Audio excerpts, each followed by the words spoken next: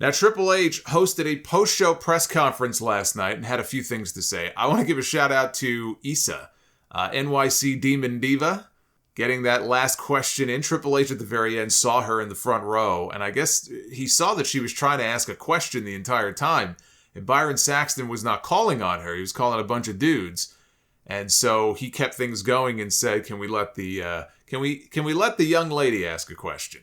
And she asked him a question about doing more international events with some of the success they've had doing them recently. Obviously, Clash at the Castle in Cardiff. They have their Saudi Arabia shows. Where else might they be doing shows? And I saw that little wink that he gave her when he mentioned Puerto Rico and then said, "Stay tuned."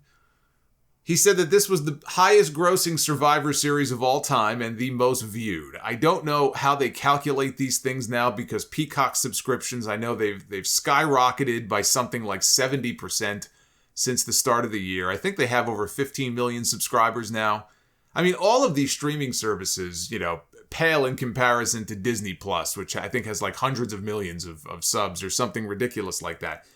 But I think it's been about a 70% jump since the beginning of the year for Peacock. So I don't know if they're measuring the exact number of people who are watching or if they're just basically saying, we're streaming on a service that has 15 million subs now, so every show going forward is going to be our highest viewed event.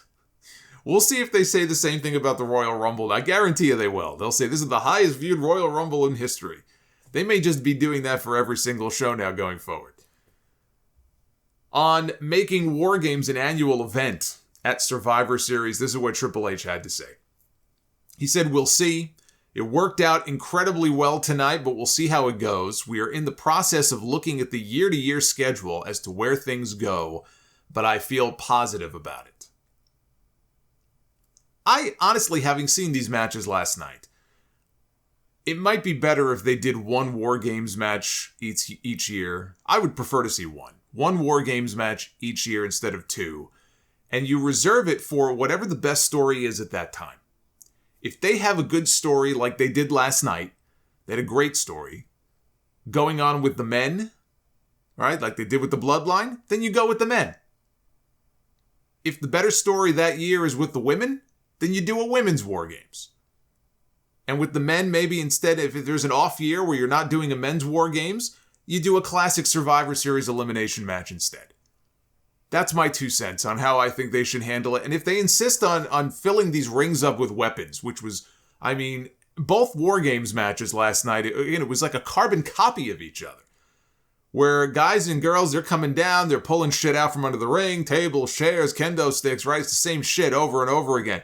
If they insist on doing this and filling the rings up with weapons, then they should just attach them to the sides of the cage inside, instead of everybody who comes down having to go underneath the ring and pull this out and pull that out and fit it through the door, all while their partners are left to die in the ring, getting their asses handed to them. There was a moment in the women's WarGames match, Mia Yim came out, and her team is just having their asses kicked, and instead of going in there and helping her team, right, and increasing the numbers for her team, she decides, I'm going to go furniture shopping, like she's at fucking Raymore and Flanagan, and she's under the ring and she's pulling out garbage cans. She can't even get them through the door. They keep falling out. 1 garbage can, 2 garbage can, 3 her team is being killed in this rat. It was ridiculous. It was so stupid. Just have them already in the ring. If that's what you're going to do, just do it that way. So he was also asked about reports of them moving away from some of the gimmick pay-per-views that they do, like Hell in a Cell and Money in the Bank. If you remember, there was a report many weeks ago from WrestleVotes saying that Triple H considers the Hell in a Cell pay-per-view concept to be dead, which it has needed to be for many years now. The worst thing that ever happened to Hell in a Cell was turning it into an annual event. This is what Triple H had to say. Hell in a Cell. There was a feeling that Hell in a Cell is one of those things that it's this giant blow-off. If you're going to call somebody out at the end of something, you can challenge them to Hell in a Cell. I hear the speculation among fans about Hell in a Cell, Money in the Bank, Elimination Chamber, that maybe those things should go away. Some of that I hear. Hell in a Cell, I hear it. I had a highlight of my career, Foley and I, calling each other out for Hell in a Cell. When you get into, though, I challenge you to Elimination Chamber with 5 other guys. It doesn't work. Same thing. I challenge you to Money in the Bank. There's a difference there. I think we have to reevaluate all of that. We have to look at that. And it's really looking at the overall calendar and saying, what is the best place to put this? What is the best way to entertain our fans? It is no different than looking at a show and saying, this match has to deliver, but it can't take away from the rest of the show. It's the whole arcing story of what we are doing right now, and then it's the whole year of what we put out. There are so many layers to what we do that you have to keep in mind all of those, and we will, moving forward. It's up in the air, but it is something that we think about.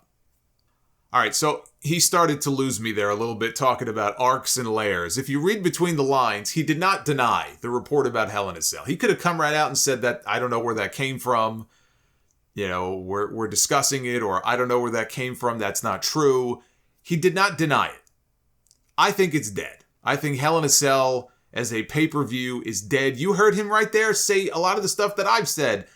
He's talking about how Hell in a Cell should be saved as the blow-off for a big feud between two people. That's exactly what it should be.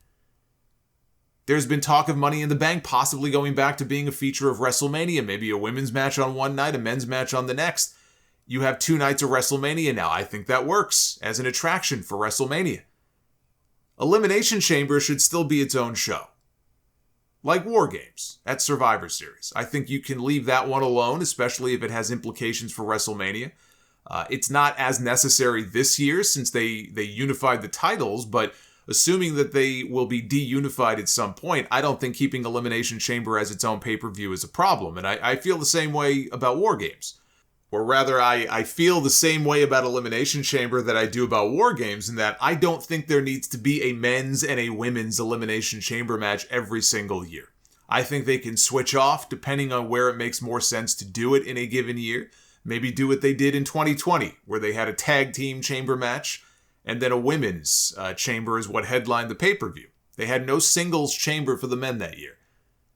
But I don't know that it has to be, okay, we need one for the men and one for the women every single year. I think you switch off depending on where it makes the most sense to be doing it.